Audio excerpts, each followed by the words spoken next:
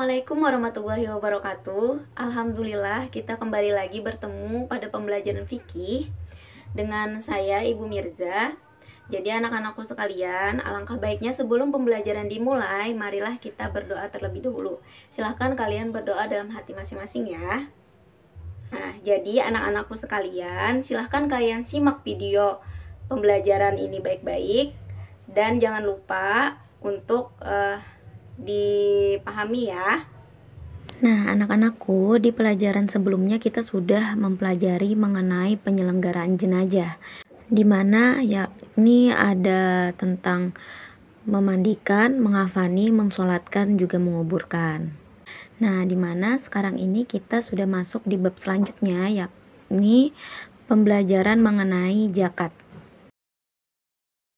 Yang pertama ada pengertian zakat. Zakat secara bahasa yakni menumbuhkan, mensucikan, atau memberikan berkah. Nah, sedangkan zakat menurut istilah ialah sesuatu yang hukumnya wajib diberikan dari sekumpulan harta benda tertentu, menurut sifat dan ukuran tertentu kepada golongan yang berhak menerimanya. Nah, anak-anakku, hukum mengeluarkan zakat adalah fardu ain, sebagaimana diperintahkan Allah dalam firman-Nya surah Al-Baqarah ayat 110 yang berbunyi, wa aqimus shalah wa atuz zakah, yang artinya dan dirikanlah sholat serta tunaikanlah zakat.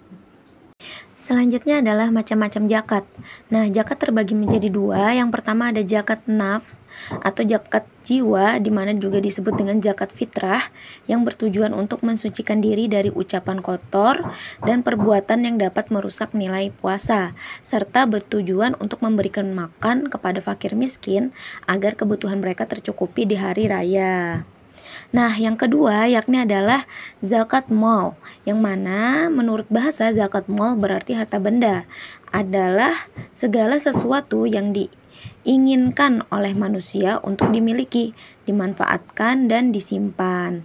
Sedangkan menurut istilah, zakat mal ini adalah segala sesuatu yang dimiliki, dikuasai, dan dapat dipergunakan. Nah, berikutnya ialah syarat-syarat harta yang wajib dikeluarkan. Nah, yang pertama, harta tersebut harus didapat dengan cara yang baik dan halal. Nah, yang kedua ialah harta tersebut berkembang dan berpotensi untuk dikembangkan. Nah, contohnya seperti apa? Contohnya dengan melalui kegiatan usaha perdagangan dan lain-lain. Nah, yang ketiga adalah milik penuh. Nah, jadi harta tersebut di bawah kontrolan kekuasaan pemiliknya dan tidak tersangkut dengan hak orang lain.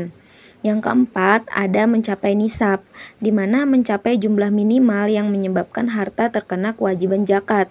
Misalnya, nisab zakat emas 85 gram, nisab zakat hewan ternak, kambing adalah 40 ekor, dan sebagainya. Yang kelima ialah sudah mencapai 1 tahun kepemilikan.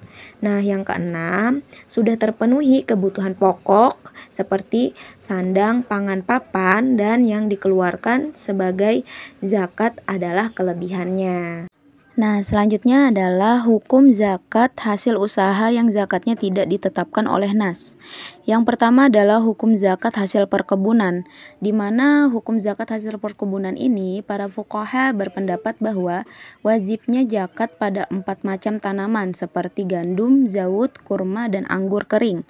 Nah, sedangkan ada perselisihan pendapat mengenai hasil tanaman lainnya. Nah, menurut Ibnu Abi Layla, Sofyan Al-Sauri, dan Ibnu Al-Mubarak berpendapat tidak wajibnya membayar zakat hasil tanaman kecuali 4 macam tanaman tersebut. Nah, akan tetapi perbedaan pendapat antara fuqaha yang membatasi tanaman pokok dengan tanaman yang lain itu wajib bagi semua hasil bumi kecuali rumput, kayu, dan bambu, dikarenakan adanya pertentangan antara qiyas dengan ketentuan umum. Nah, ketentuan umum yang dimaksud di sini yang mana adalah sabda Nabi Muhammad SAW yang artinya pada tanaman yang disirami oleh hujan zakatnya 10%, dan pada tanaman yang disirami dengan alat penyiram itu zakatnya 5%. Di mana yang dimaksudkan qiyas tersebut adalah bahwa zakat itu dimaksudkan sebagai penutup kebutuhan, dan hal lain pada umumnya hanya terdapat pada tanaman yang merupakan bahan makanan pokok. Nah, yang kedua ialah hukum zakat peternakan dan perikanan, di mana para fuqaha berpendapat dan bersepakat bahwa zakat atas beberapa binatang seperti unta, kerbau, lembu, kambing, dan biri-biri. Nah, selanjutnya adalah zakat upah atau gaji, yang mana kewajiban dalam zakat profesi seperti zakat upah atau gaji merupakan fikih kontemporer, karena dalam fikih terdahulu tidak ada pembahasannya. Nah, jadi pengertian profesi di sini ialah upah kerja yang dibayar pada waktu yang sudah ditetapkan atau ditentukan. Jadi, menurut ulama, jika seseorang sudah berpenghasilan melebihi kebutuhan pokok seperti sandang, pangan, papan, kemudian memiliki sisa sebanyak 1 nisab atau senilai 85 gram emas yang telah genap 1 tahun, maka wajib baginya mengeluarkan zakat upah atau gaji ini. Nah, seperti biasa ada tugas nih, yakni tugasnya esai seperti yang sebelum-sebelumnya, di mana kerjakan ya anak-anak. Yang pertama, jelaskan pengertian zakat menurut bahasa dan istilah. Yang kedua, jelaskan hukum mengeluarkan zakat beserta ayat dan artinya. Yang ketiga, sebutkan macam-macam zakat dan jelaskan secara singkat. Yang keempat, sebutkan syarat-syarat harta yang wajib dikeluarkan. Dan yang kelima, jelaskan pengertian zakat upah atau gaji beserta nisab zakat yang dikeluarkan. Nah, jadi anak-anakku, kesimpulan dari pembelajaran kita hari ini mengenai pembahasannya yakni pengertian zakat, macam-macam zakat, syarat-syarat harta yang wajib dikeluarkan, hukum zakat hasil usaha yang zakatnya tidak ditetapkan oleh nas, dan zakat upah atau gaji.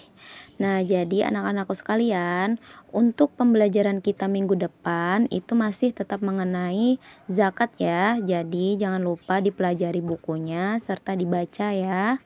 Semoga bermanfaat. Anak-anakku sekalian, mungkin itu saja pembelajaran kita hari ini. Semoga kalian sehat selalu. Jangan lupa mengucapkan hamdalah. Alhamdulillah. Selalu jaga kesehatan kalian walaupun kita pembelajaran jarak jauh. Stay healthy, stay positif. Wassalamualaikum warahmatullahi wabarakatuh.